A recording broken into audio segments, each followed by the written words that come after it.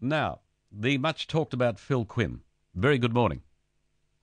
Very good morning, Leighton. Now, I have, and everybody's been talking about what your comments are. You've made further comments on Golriz Garriman, and there's been some pushback. A, from her, and B, from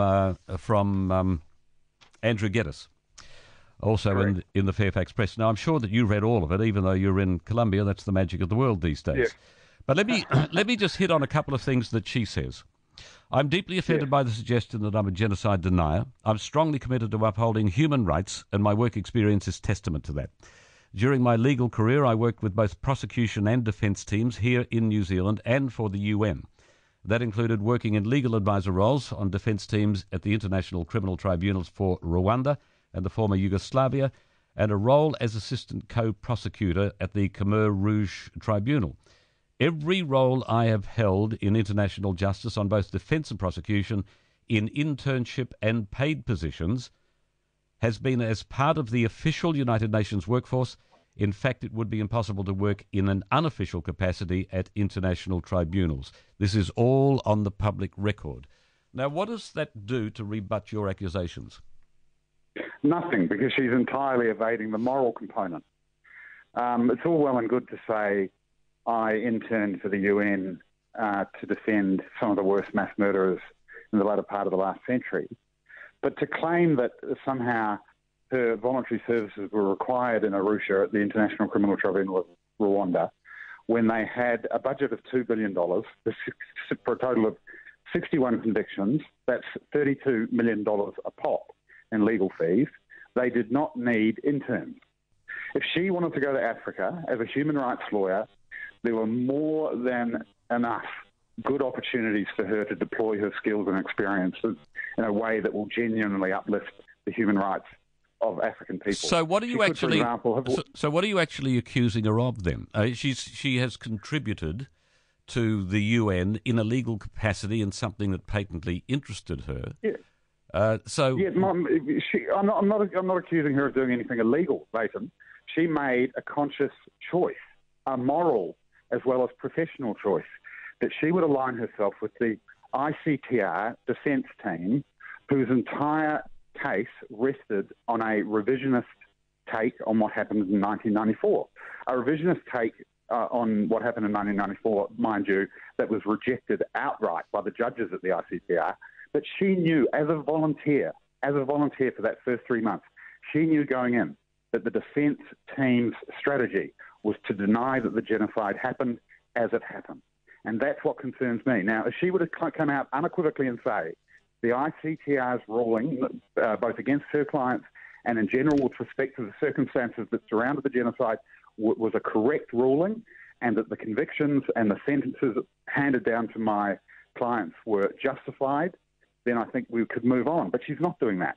She's engaging in obfuscation. She's refusing to see the moral component, just like Toure did over the benefit fraud scheme. This is a pattern with the Greens. They're failing to see the problem here. It's as if you've got, on the one hand, lawyers who think this is an opportunity to pontificate about abstract principles of justice versus the average human being who looks at a young lawyer's choice of all the things she could have done in Africa to go and defend these ratbags, when there was absolutely no need for her to do so. All right, there was ample UN-appointed lawyers funded to the eyeball. All right, so what Andrew Geddes says, as you would have read, that your first charge rests on a claimed distinction between paid legal representation, which Quin accepts a necessary and legitimate component of the process, and interns. Then you gloss over the fact that Garriman's internship only lasted 3 months, after which she became a paid member of a legal team. So what you really left complaining about is those 3 months during which she was volunteering. No, the three months was critical because that's how she got in the door. Not by being appointed as a UN lawyer, but by going out of her way to seek an unpaid position with a defence team that was positing a revisionist view of the Rwandan genocide. That is exactly the problem. Whether it was 3 days or 3 months makes no difference to my argument. And can I say, with respect to Andrew Geddes, he might know a lot about the law. He knows nothing about Rwanda. His article claimed that Arusha is in Rwanda when it's in Tanzania. He doesn't even know. He doesn't know the geography from the back of his hand. You know, the notion that Andrew Geddes should be treated as an expert on the Rwandan genocide is laughable in the extreme. Yeah, I wasn't suggesting that. I was simply utilising his critique of your comments to extract from you a further response, which of course we've got.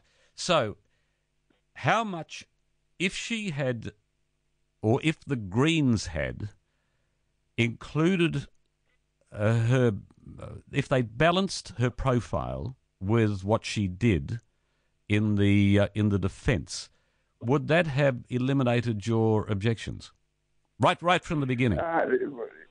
No, not personally. I would always object to anyone that engaged in the defence of genocidaires. That's just because of my experience with survivors in Rwanda over many years.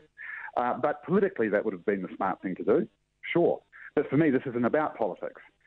It's much more important than politics.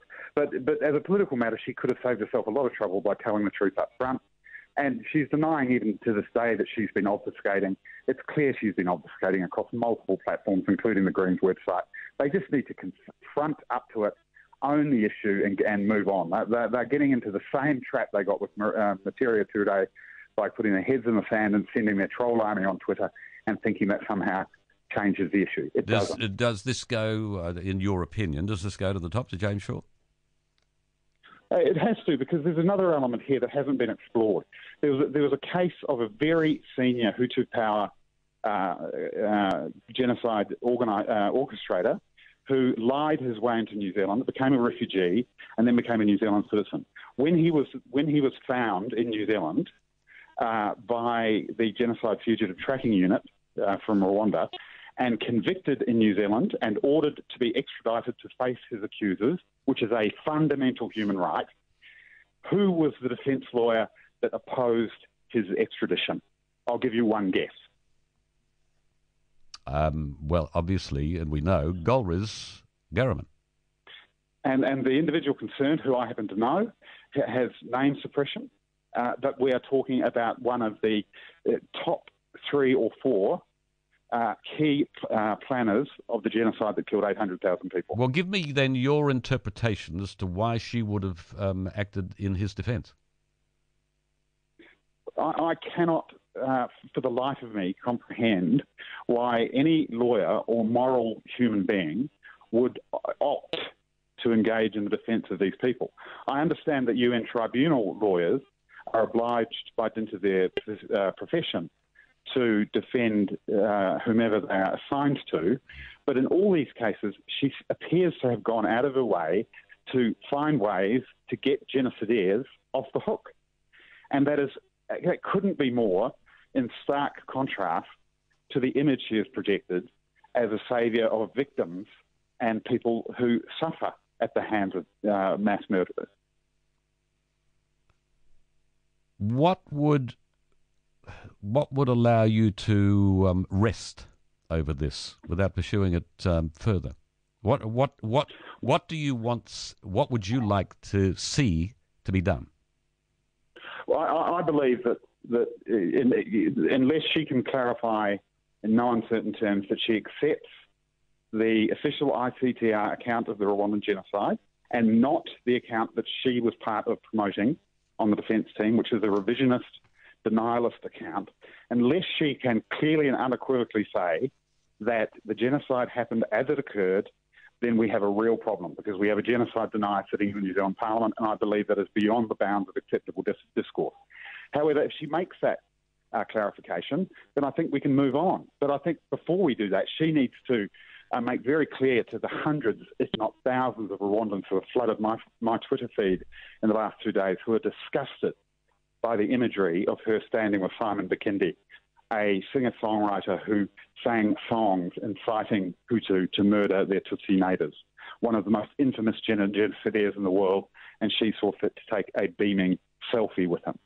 Those kind of moral choices, forget about the law, those moral choices bring into question her judgment as a leader in our parliament. Where did that photo come from, by the way? How did it find her Facebook page?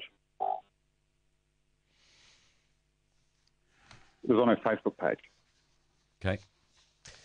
What are you doing in Colombia as a matter of interest?